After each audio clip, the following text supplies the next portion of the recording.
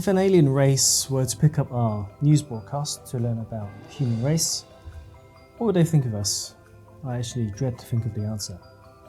But I want to take the time to talk about the new normal, this acceleration into the digital revolution in this post-pandemic world, and look towards the future. Do you ever stop to look around at people in everyday life, observe society, and wonder how we function as a society? Do you ever take a step back from your busy life and wonder what you're actually doing? Or are we just going through the motions? In the fast-paced digital lifestyle that we live, people are constantly looking for the next hit, and they want it quick. Most seek instant gratification. They look for the next dopamine fix. One example that has shaped our lives is social media. It's an addiction that drip feeds micro dopamine hits each time we check the feed or post something online. It's a life scoreboard in a way. It's the gamification of our life, creating a constant need to keep up with each other, seeking attention, seeking gratification, and seeking self-assurance. Of course, I'm playing devil's advocate here. Nothing is black and white, and there is good that comes from social media. Hell, I've even made friends on social media. Complete random people. But my point is that we are a society with little patience. We want convenience. We want things now. Even better, we want things even without asking for it. With the digital age comes information, and it's free flow into all corners of the globe. And this information is peer-to-peer, no longer fed from a central source, the grip of propaganda waning by the minute.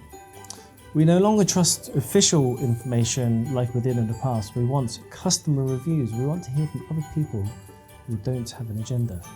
We form camps. In many cases, we form strong ties to those camps. Look at the Brexiteers versus the Remainers during the EU referendum. How strong were people's views back then? Look at the Yellows and the Blues in Hong Kong. Again, many form very strong beliefs on both sides. Then there's the many who vehemently distrust COVID vaccines, despite having a choice and tons of data that shows it's safe to be against it. Sometimes too much information, too much choice is not a good thing. I personally don't believe the general public in the UK should have been given the chance to vote whether the UK should exit or remain with the EU. Most simply do not have a firm comprehension of the consequences and impact of such a significant decision. Hell, many politicians didn't have a clue either, let alone the average Joe on the street. But don't get me wrong, I'm not an authoritarian. The people should be informed and have a choice. But the right answer, like in many instances in life, is to find a balance of the two. We live in unprecedented times. This time last year, I would have thought the pandemic would be long gone. I was clearly wrong. We are entering a new normal. The pandemic has simply accelerated our pace towards the digital revolution and what some refer to as Industry 4.0. Let's take a look back, just 10 years ago, 2011. It was the year of the big finale for Harry Potter and the Deathly Hallows Part 2. Wicked and Lion King were the top grossing Broadway shows. Adele broke records with her album 21. People were using the latest iPhone 4S and Samsung Galaxy S2. The world population reached 7 billion. Today is knocking on the door of 8 billion. Xi Jinping was not yet named as China's president until the following year. US forces had found and killed Osama bin Laden, and northeast Japan suffered a series of earthquakes, unleashing a giant 10-meter tsunami. Prince William marries Catherine Middleton, Steve Jobs dies at age 56, and the infamous North Korean leader Kim Jong-il is announced dead. I suppose my point is that times move on very quickly, and we must keep one eye on the present and one eye on the future. More so than ever, we must take a moment to check our GPS, and I'm a huge advocate of hitting the pause button to reassess life, to make sure our actions are in line with our values, our life goals, and not to waste our most precious resource, time, on a journey that isn't taking us to where we want to go to. Most of us are so deeply absorbed in current everyday life that we are just a passenger along for the ride. We follow the mantra of, get an education, get a job, buy a house, buy a car, raise a family, live happily ever after. But are these propaganda guidelines enough these days in this digital world of fast information? People's dopamine circuits are saturated, each subsequent hit less effective in satisfying our need for instant gratification. We overindulge, and this creates a further need for more. We want satisfaction, and we want it now. The simple life guidelines held true for so long, but now I fear people can get lost along the way. In the new digital world, people rely on the fast and free flow of information to help them make decisions in life. Attention spans are being crushed by information coming in from all directions.